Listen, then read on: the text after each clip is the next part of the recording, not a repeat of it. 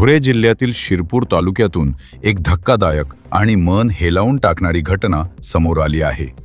जुने धुळे येथील एकाने आजाराला कंटाळून तापी नदीत उडी मारून आपले जीवन संपवल्याची माहिती समोर आली आहे। मिळालेल्या माहितीनुसार नंदू दिलीप शेलार असे नाव समोर आले असून सोमवारी 16 मार्च रोजी सायंकाळच्या सुमारास तो दुचाकीवरून शिरपूरच्या दिशेने जात होता।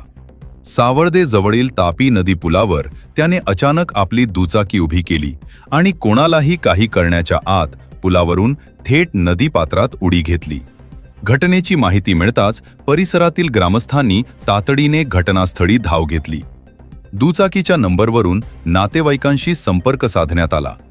काही जणांनी ट्यूबच्या साहाय्याने त्याला वाचवण्याचा प्रयत्न केला, मात्र नदीतील पाण्याचा जोरदार प्रवाह आणि मोठी खोली यामुळे बचाव कार्य अपयशी ठरले। यानंतर नातेवाईक घटनास्थळी दाखल झाले।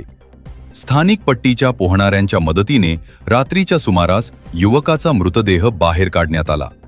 त्याला तात्काळ रुग्णालयात नेण्यात आले, मात्र डॉक्टरांनी त्याला मृत घोषित केल्याची माहिती मिळत आहे। या घटनेमुळे संपूर्ण परिसरात हळहळ व्यक्त होत असून पुढील तपास नरडाणा पोलीस करीत आहेत। अशा महत्त्वाच्या आणि स्थानिक घडामोडींच्या अपडेटसाठी चॅनलला सबस्क्राईब करा, व्हिडिओ लाईक करा आणि शेअर करायला विसरू नका।